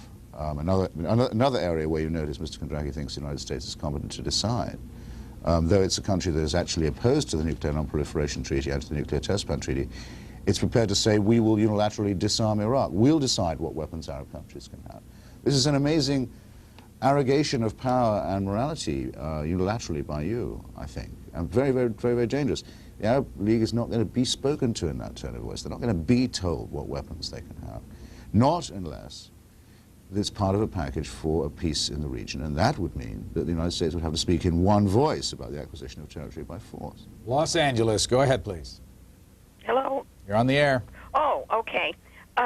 Thank you, and you have a wonderful program. And I'd like to ask Mr. Kondracke if he could help Mr. Hutchins find a way... It's Hitchens. Hitchens, pardon me. I'm used to it. Although Mr. Well, let's not go into that. If he could help him get on some programs like the McLaughlin Report or have his own program on KCET, because there really is a disparity in the balance of views. And I listened to the CNN with the Crossfire and Mr. Buchanan's group, and it would be very helpful if we had a really balanced view. Thanks. I have long thought that the world needed a Marxist columnist, and it needs a Marxist commentator, and I'm all for the networks putting Christopher on. Christopher's been on the McLaughlin Group a couple of times, I think, you know, I'm all for his views being heard widely. The error deserves a voice. Is there anybody else that's published in American media or on American television that comes close to thinking like Christopher? Alexander Coburn, his colleague at The Nation, is the only, who writes for the Wall Street Journal occasionally, is the only thing that's even close. Do you have trouble getting on television? Well, you know what Oscar Wilde said about Frank Harris? That he was invited to all the great salons and all the great addresses of London once. That's been my experience with TV shows. I mean, maybe it's something about me, something about my face, something about that. In fact, it was only once with McLaughlin and so on. This is getting embarrassing, actually. I mean, shows should not be about oneself. But the point I was trying to make was that the spectrum of permitted opinion in America on mass market television in particular is very, very consensual. It's very narrow. If you can't, in discussing something like this war, use the word we for everything that's done, as if we are one and we're all agreed and it's all us and it's a family, you really aren't in the discussion at all. If you have misgivings that go beyond we. And I don't know of any other country in which the spectrum of opinion is so narrow. And I would now say that includes the public debate in the Soviet Union. It comprises a far wider range of opinion than in the United States. Do you agree with him? I think that the range of opinion in the United States allowed on editorial pages and that is narrower than it needs to be. I would like to see Christopher's opinions represented. I think that they would be rejected, but they for very good reasons. But they need to be examined, and I think they ought to be expressed and given a wider audience than they have. Monroe, Louisiana. Yes, sir. I don't think that we should allow Peter Arnett to be Saddam Hussein's puppet. It was just a few short months ago that Saddam Hussein invaded the friendly country of Kuwait and pillaged and raped and plundered and, just basically massacred the people there, and we're just furthering his cause. In other words, you think that by having him there and having him report helps Saddam Hussein and hurts the United States? Yes, sir. We're just doing what Saddam wants us to. How does it? Using Peter Arnett. How does it hurt? He's trying to influence the other countries to be against our allies and caused bombings and such across the different countries. Chris? Well, there's a man who wishes to be uninformed and whose wishes come true. Very easy. If all you want is to be ignorant, it's a simple matter. Morton? I think even when Peter Arnett shows, or maybe especially when Peter Arnett shows that there has been civilian damage done, it enables us to have a balance against the over-rosy descriptions of things issued by the government. The more information, generally speaking, you have, the better off you are. Now, if Peter Arnett is being taken to sites and being shown ostensibly civilian destruction, and he knows that this site is actually, has nothing to do with our attacks, and he reports that falsely, then he would be subject to criticism. But if he, in good faith, is reporting what he sees, even though he can't report everything that he sees, I think it's worthwhile. In other words, he should not be knowingly reporting falsehoods, and I don't believe he is. Last call for our two guests. Reston, Virginia. Go ahead, please. Hi. Let's see, I'd like to make two comments. First, I'd like to hear the guest comment on what I feel is the shallow reaction that the press has in general in American media to following the White House line in terms of the news every day. It drives me crazy that the president says something, that's the in-depth report for that week and such. The other thing that really bugs me about this war is that the press seems to cop out all the time on the Byzantine world of arms procurement and how people are selling, millions of dollars worth of arms all over the world, but nobody can do anything about it. We have intelligence agencies that can listen to phone calls anywhere, and they know bank transactions, but yet nobody can touch the fact that Saddam Hussein procured all these arms, and there's nothing they can do. Where's the role of national security? Where's the role of individual freedom? And where is it? I don't know. Thank you very much. On your first point on the press, I went to Desert Shield for a while and was involved in this White House press plane and pool system and so on. And I worked out that the Pentagon has studied the schedules of the news media much more closely than the media study the schedules of the Pentagon. They know when people need their feed or their satellite or their press conference. They time it very well. It seems actually that the declaration of hostilities against Iraq was timed for the 7 o'clock news.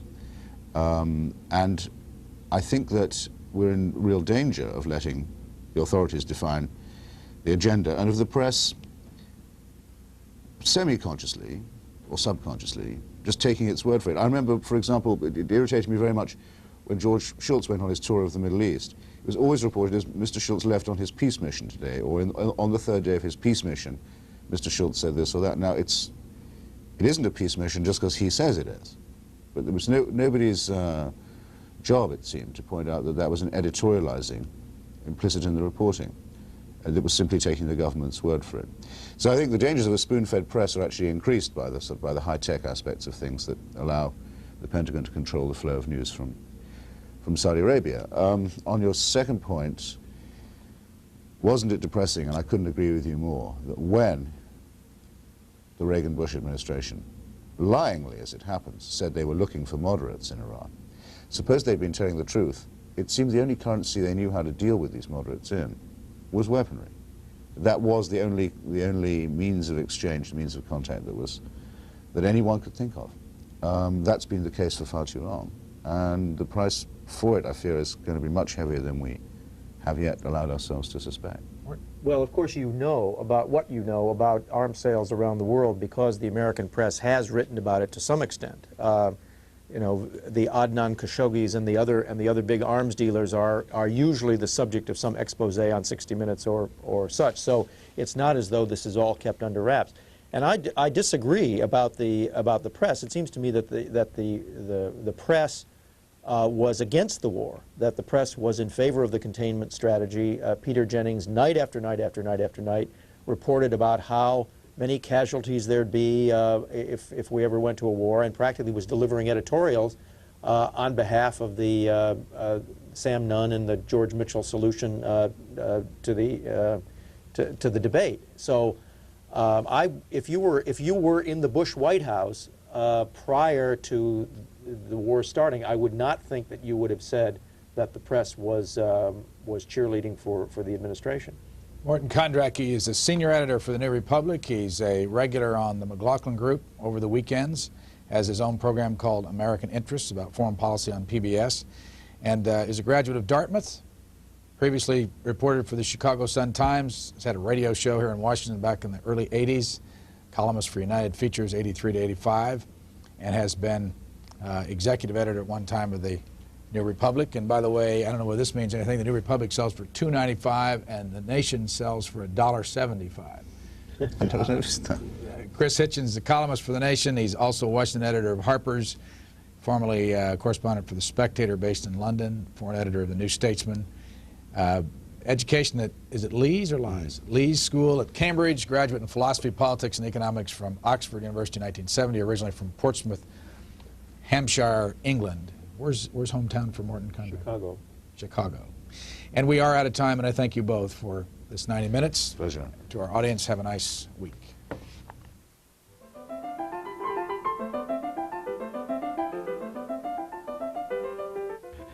And that concludes this Events in the News call-in program with our guests, journalists Christopher Hitchens and Morton Kondracke.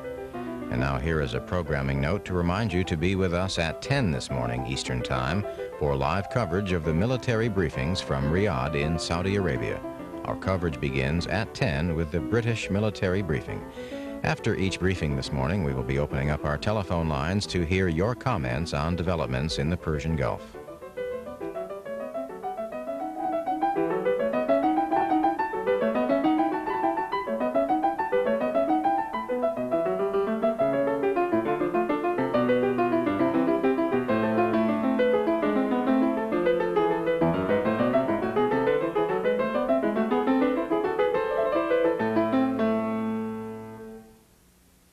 It seemed like Bush prepared his speech with a dictionary of cliches. I have to say that there's probably nothing, no sentence that you can go through that didn't. We're all prepared for rhetoric, and obviously rhetoric is an important part of anybody's speech. But this was just purely cliche-ridden from first to last. I don't believe in war, and I never believed that war could solve any problems. In my opinion, it creates more problems than it solves. I don't believe we should be there killing our GIs for oil. And in my opinion, that's the only reason we're there. Even I can recognize the seriousness of what's going on over there. And for a while, I thought that Saddam Hussein was either a genius or a madman.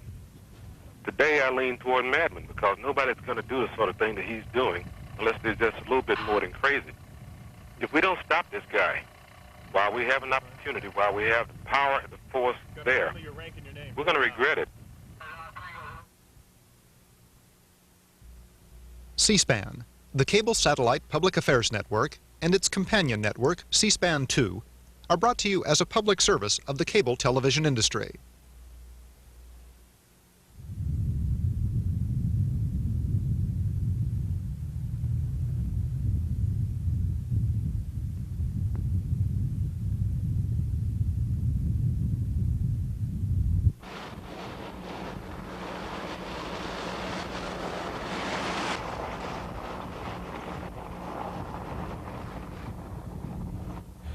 Coming up next, we go to Dhahran in Saudi Arabia for a recorded viewer call-in program focusing on Operation Desert Storm.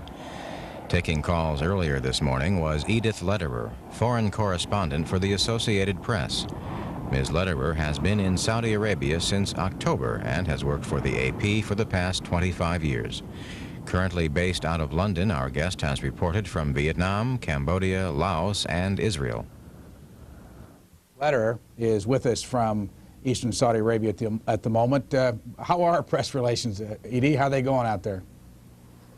Pretty tense, Brian. Why? I think that really the basic problem is that the U.S. military is trying to cover a war involving over 1 million combatants with a press pool of about 100 reporters and TV people. And I think it's a basic impossibility.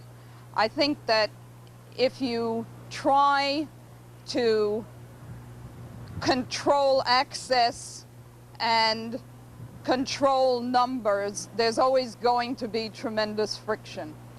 Now, you've been out there for how long? And I also should throw in the pot here that you have reported from Vietnam during the Vietnam War. Is that correct? That is correct. I have been here since late October without a break. And aside from Vietnam, I also covered the 1973 Mideast War. I really think that those of us who were in Vietnam long for the freedoms that we had back then. In Vietnam, we were free to go anywhere we want, talk to anyone we want, stay as long as we want, and write what we want basically without any censorship. Here, we can only go where the military allows us to go. All of our material is subjected to security review. We are not able to talk to everyone we want, and we can't stay as long as we want. Let me, for purposes of discussion, take the military's point on this. If you were General Schwarzkopf, would you say to yourself or among your colleagues, we learned a big lesson in Vietnam by giving access to the press, letting them go anywhere. We took some bad hits. This time around, we're going to control this thing, and it'll be over fairly quickly, and when it's over, the American people will be happy because we didn't have to see body bags coming back and on and on. You know what I'm talking about. I think this is a line that the U.S. military likes to use. I would only like to draw the attention of the American people to the history of the Vietnam War. And when that history was written, it was determined that the media got it right far more often than the U.S. military. And I think that that is an example of the importance of the role that we had then and that the role that we should be playing here. In today's U.S. News and World Report, Michael Dugan, who was in charge of the Air Force out there in Saudi Arabia until he was fired a couple of months ago, has this quote: "President Bush has a special appreciation for what airmen can and ought to do. The Pentagon is not overstating its accomplishments, it is understating them." Well, perhaps if it's understating them, then maybe they ought to get more of us out to try and tell their story. Do you think they're understating the situation, and how long will it be before you really know the impact of these over 40,000 sorties? Well, the problem is that we don't know. We don't know whether they're really underestimating or overestimating because nobody's actually been up there to take a look at what they've accomplished. I mean, we don't have any independent reports from Iraq. We don't have any independent reports of the bomb damage along the Iraqi and Kuwaiti borders. So what we're relying on is what the military is telling us and some comments that we've been able to get from pilots. Edie Letter is a foreign correspondent for the Associated Press. She's going to be with us for another 20 minutes. We'll go to the phones in about 5 minutes. Why are you a foreign correspondent? I guess I've always been an adventurer. I was one of these children who had dreamed of faraway places. One of my teachers, I think in the 3rd or 4th grade, wrote in an autograph book that she thought that I would probably end up as an ambassador, I kind of took the other side of the coin because I really loved to write. I started out working for the AP in New York in 1966, and I'm about to celebrate my 25th anniversary with them. And I had the good fortune in 1972 to be tapped as the first woman that AP sent to Vietnam full-time to cover the war.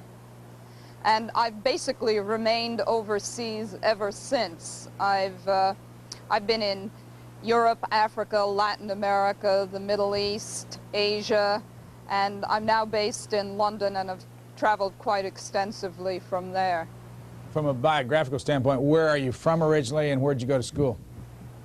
I'm a native New Yorker, and I went to Cornell University as an undergraduate and Stanford, where I have a master's in communications. Now, you've been there since October. Is this story for you, even with the restrictions, interesting? Oh, it's fascinating. I think, I think that certainly it will go down as one of the major stories, at least of perhaps at least the last quarter of the 20th century, and perhaps we don't yet know the outcome and the ramifications, perhaps of the last half century. And certainly it's exciting to be here, but it's also terribly frustrating. I think that those of us who are used to going out on our own, trying to do our own stories, working independently, are suddenly forced into situations where every single thing that we do is shared with the entire media pool, and so there is no competitive edge on that score. It's a single cooperative effort. Now that's fine, because I think those of us like myself who've been on media pools have worked very hard to try and provide as large a picture as possible. But one can't help but wonder that if you had 2 or 3 times as many people, whether the scope of information that you got would be that much broader. I basically think, as I said at the outset, that it is impossible to adequately cover a war of these dimensions with such a limited news corps. Now, you've been a part of some pools. I know I've got some pool reports here, I think, from pool number 4, and the colonel was just talking about pool 14.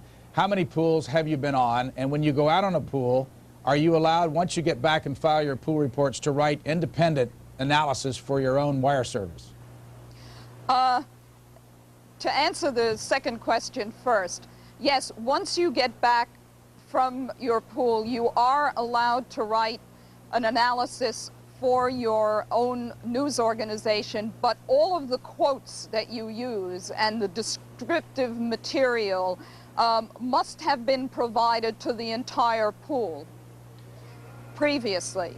And if you end up writing an analysis that has new material in it, you basically have to do a supplemental pool report providing that extra material to the pool. Now, I happen to have been in the very fortunate position of having a place on probably the best pool that has operated since the war began. I was on the Air Force combat pool. Would you like me to go on and tell you a little about the pool? Please. We were taken to the largest U.S. air base in Saudi Arabia several days before the war kicked off early on the morning of January 17th.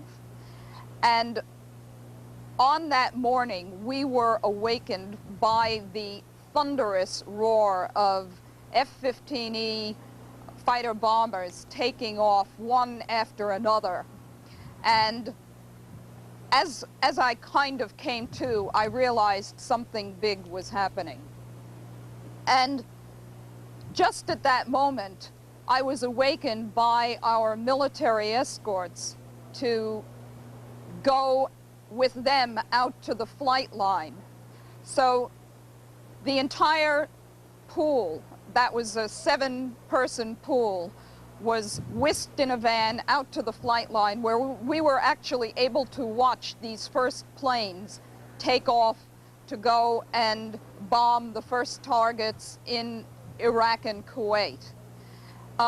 We were then able to talk to some of the base officials and some of the maintenance people who had watched the very first planes take off.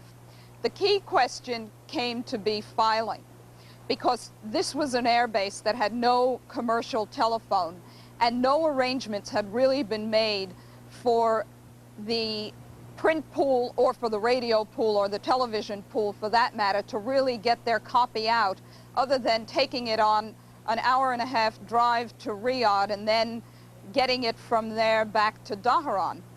And so we had the story. We had this wonderful color story, but we had no way to get it out. And by a wonderful fluke, we ended up chatting with the maintenance chief of the base, who then sat there and said to us, what's the problem? We were agitating for a car to drive us into a town about a half hour from the base. And he said, follow me, I know a secret phone. And indeed he did. We drove for about 10 minutes, ended up in front of a construction trailer, walked inside, and there were 2 modular telephones sitting there that were commercial lines. So David Evans of the Chicago Tribune and I, who were the print pool representatives, sat down, and I actually called the AP in Dhahran to dictate the story on the start of the war. Now, when we were trying to file, we really thought that everybody knew the war had started. And it wasn't until I called the AP in Dhahran and woke up one of our photo editors that I realized, my goodness, we were going to break the story on the start of the war. And we did. Edie Lederer, foreign correspondent for the Associated Press. It's time to take a couple of calls. I want to ask our callers, please, to try to get directly to the question if you can, because we aren't going to have more than about 10 minutes for calls. Lambie, Missouri, go ahead, please. You're on the air. Yes. Having served in the Air Force during the 60s, the Vietnam era, and watching this at great length, not only on cable but on my satellite dish, picking up a lot of the backhaul feeds coming over from Saudi Arabia, it's quite clear that out of all the reporters that are over there, there's very few that are seasoned or experienced in what they're doing. Most of them, it appears to me that they haven't even watched a war movie in their lifetime, because some of the questions that they ask are so stupid and irrelevant that it is frustrating the military on answering questions over and over and over again that don't seem to matter. I think the military is doing right in this, in as much as we don't want to bring a bunch of reporters back in body bags, but also I think it's right in getting the information that the public needs to know. All right, sir, I'm going to hold you there. I think you made your point. Edie, your comment? I'd only like to make 2 comments. First of all, there are not a tremendous number of reporters from Vietnam here, but I lost my... Not a tremendous number of reporters from Vietnam here, but there are still, I would say, at least a dozen. And there are also quite a number of veteran correspondents from other wars, particularly Lebanon, the Middle East, Latin America. And if you add those in, I would say that you have a significant number of journalists who in fact have covered some kind of combat before. I disagree with you on letting the military choose completely what the American public is going to find out about this conflict. I think that one of the greatest strengths of our country is freedom of information and freedom of the press. And I think that it is in their interest as well as ours to allow as wide a scope of information as possible to get to the American public and let them make their own determinations about what is going on. 9 minutes for Edie Lederer from Eastern Saudi Arabia, St. Petersburg, Florida. Next, go ahead, please. Yes. Good morning, Mr. Land. Morning. Mrs. Lederer, how you doing? Fine, thank my you. question is concerning the 4 CBS journalists who are believed to be held in Iraq. This may be hypothetical, of course, but let's say they are covering, what would be the best story of the decade. Are they familiar with the language, Iraqi language? And if so, would they be able to translate it and somehow get it back to you, one of the reporters, full reporters? All right, thanks for the call. We're going to go back to Edie right now, trying to get that plug in her ear fixed. Go ahead, Edie. I did it. Well, I think, frankly, more important than worrying about whether they're going to be able to report is trying to find out, actually, where they are and whether they're alive. There really is no solid word on what's happened to them. The only thing that I take heart in is that Bob Simon is a very, very seasoned foreign correspondent and war correspondent for CBS. And I think that if anybody could survive this kind of situation, he could. Obviously, the first problem is to determine what happened to them and where they are. Once that happens, then we can worry about whether they're going to be able to file. Next call, Anchorage, Alaska. Go ahead, please. Yes, I'm calling from Anchorage, Alaska. My name is Jim. I'd just like to know, what everyone really thinks about what we're fighting over there for. Edie? Yes. Well, I think that one of the things that's given the American servicemen a tremendous boost has been the support of the American public for them. I think that most of them are committed to what they're doing. They believe in what they're doing, and that especially for the Vietnam veterans, this is a very different war. In Vietnam, nobody ever sent letters to them. Nobody ever sent presents to them. They never felt that they were backed by the American public. And I think that this has been a great boost here, and I think that it's helped them believe in what they're doing. Fort Myers, Florida, for Edie Lederer. Go ahead, please. Thank you, Brian. Ms. Lederer, I have one short comment and 2 short questions. Personally, I feel that the press ought to be shipped back stateside until the war is over. That's my personal opinion.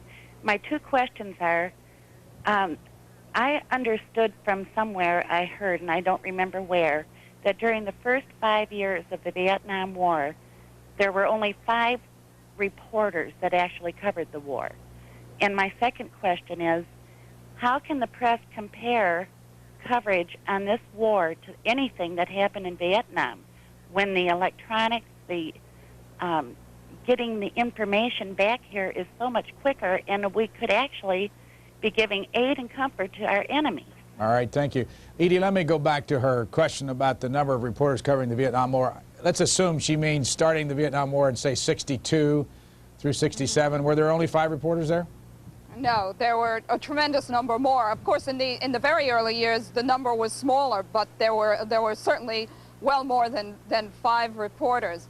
To her first comment about thinking we should all be shipped home, well, certainly you're entitled to your opinion, but obviously I don't think that you believe in freedom of the press, which I believe is a cornerstone of our country. Now, coming back to your last comment, about the electronics. About the electronics, right. I don't know, my knowledge of the Vietnam War was that the Vietnam War was the first war that brought television into, was the first war that was brought into American homes every night on the nightly news. What's happened in this war is that especially with CNN and some of the other networks, the degree of television coverage has been speeded up. So now we have television not every minute, but certainly at least we're up to on the hour as opposed to just once a night. In terms of whether or not we are giving information to the enemy, I like to quote a couple of the generals, even some of the major generals here, that if they don't know if the enemy doesn't know where they are and they have to wait for the press to tell them, then somebody is really in trouble. I don't think that we are, even in a time frame, going to provide any substantive, valuable information to the enemy that he doesn't know already, especially because television footage takes at least, I don't know, 12, 18 hours to get back here. So you're talking about really quite a time lag from footage that's coming from northern Saudi Arabia. Last call for Edie Letter, Los Angeles. Go ahead, please. Good morning, Edith. We haven't seen any coverage for the life in Saudi Arabia. For example, where you live, there is a big university, the biggest in the Middle East, I mean, like King Fahd University. There is so many things like new parks in Eastern Province. All right, going to have to let you go because we're about out of time on the satellite. Edie, why haven't we seen more about Saudi Arabia and the area you're in? I think it's just a problem of the correspondents being so wrapped up in trying to cover the war that they probably haven't given the time that perhaps they should to covering what's happened to the Saudi people. I mean, life does go on here as normal. People are working, people are going to school. Yes, there have been scud alerts, but life really does go on as normal. Edie Letter, thank you very much. Appreciate your time. Thank you very much, Brian. C-SPAN, the cable satellite public affairs network, and its companion network, C-SPAN 2, are brought to you as a public service of the cable television industry. C-SPAN, cable's public affairs network, complements the news you get each day. So after During prime time, we rebroadcast military briefings from both Riyadh and the Pentagon. We bring you events from the White House, Congress, and the United Nations, gavel to gavel. Our crews cover important news events without commentary, and we telecast events without editing, giving you a feel for what's really going on. During the first week of Operation Desert Storm, you heard comments from more than 1,600 viewers around the world. In the future, we'll keep the phone lines open to offer more people a chance to speak with journalists, key military personnel, foreign officials, and members of Congress. To complement the news coverage you watch, tune to us, C-SPAN, the cable satellite public affairs network. But to permit Saddam Hussein to link... For viewers who want to know more about C-SPAN, we publish a weekly newspaper called the C-SPAN Update. It's a useful companion to your C-SPAN viewing. In its 8 pages, you will find stories about our public affairs programming, articles concerning the issues, events, and newsmakers we cover. There's information about the network and feedback from our viewers, plus a schedule page listing airtimes for special programs we know about in advance. Just $24 brings you 50 issues of the C-SPAN Update. To place your order, dial 1-800-346-8800. And with your order, you will also receive a copy of Gavel to Gavel, a guide to the televised proceedings of Congress. Call 1-800-346-8800. And we will send you Gavel to Gavel and 50 issues of the C-SPAN Update, both for just $24. Call now.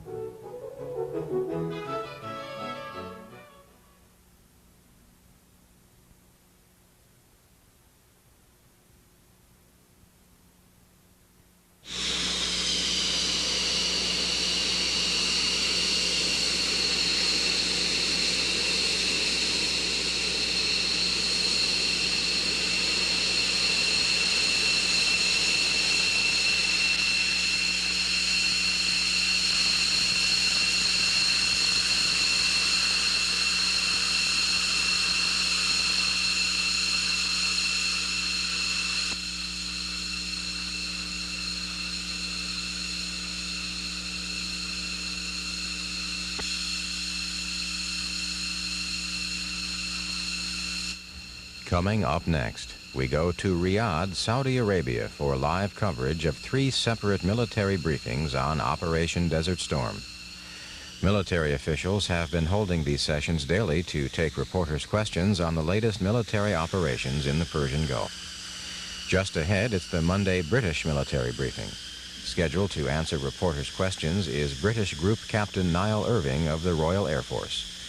Following this briefing, we will open up our telephone lines for your comments regarding the latest developments in the region.